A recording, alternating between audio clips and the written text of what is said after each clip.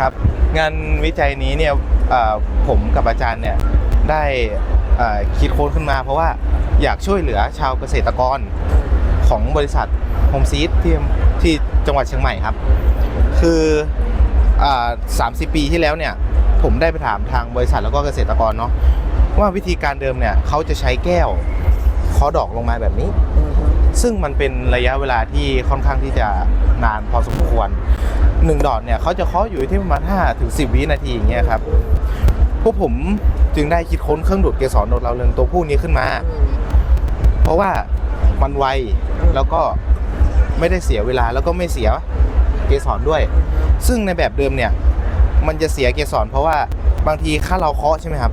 เกสรเนี่ยก็อาจจะปลิวไปตามลมหรือว่าเกาะที่กีบดอกหรือว่าลงบ้างไม่ลงบ้างเงี้ยครับ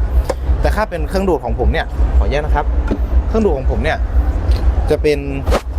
แบบนี้คือใช้เวลาไม่นานคือ1 วิ2 วิเท่านั้นเองครับคือดูดนี้ดูดไปเรื่อยดูดไปเรื่อยดูดไปเรื่อยครับเครื่องดูดของผมเนี่ยจะใช้หลักการแรงเหวี่ยงหมุนวนหรือไซโครฟิลเตอร์ซึ่งยึดหลักการวิทยาศาสตร์ไว้ครับถ้านึกไม่ออกก็อย่างเช่นพายุเฮอริเคนเนี่ยครับข้างตรงกลางใช่ไหมครับตรงกลางก็จะเป็นลมเปล่าข้างๆเนี่ยก็จะมีสิ่งของแต่ค่าสิ่งของนั้นอ่ะที่มันมีน้ำหนักอ่ะมันจะตกตามแรงกราวิตี้หรือแรงโน้มถ่วงของโลกนั่นเองครับถ้าถามถึงว่าอันเนี้ยของเครื่องตัวเนี้ยอยู่ได้นานไหมก็อยู่ได้นานพอสมควรครับก็ประมาณ 4-5 ชั่วโมงเป็นอย่างต่ำครับซึ่งเป็นแบตเตอรี่ก้อนแล้วก็มีพวกวงจรสเต็ปดาวน์เนี่ยครับเพื่อปรับกระแสไฟให้เหมาะสมกับตัวดอกแต่ดอกดาวเรืองเนี้ยมันไม่ได้มีน้ำหนักที่มากก็ซึ่งจะปรับความแรงให้เหมาะสมดูดง่ายอย่างเงี้ยครับ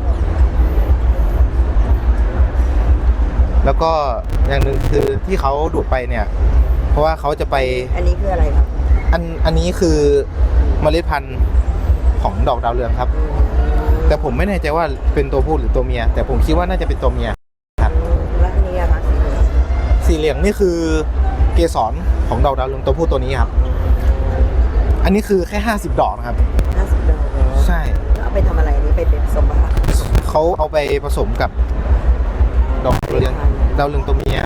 ไปผสมเพื่อให้ได้อัตราดอกที่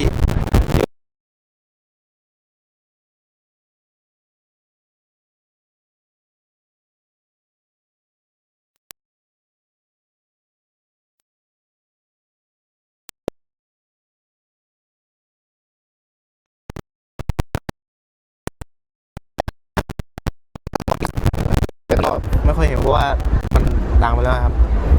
90%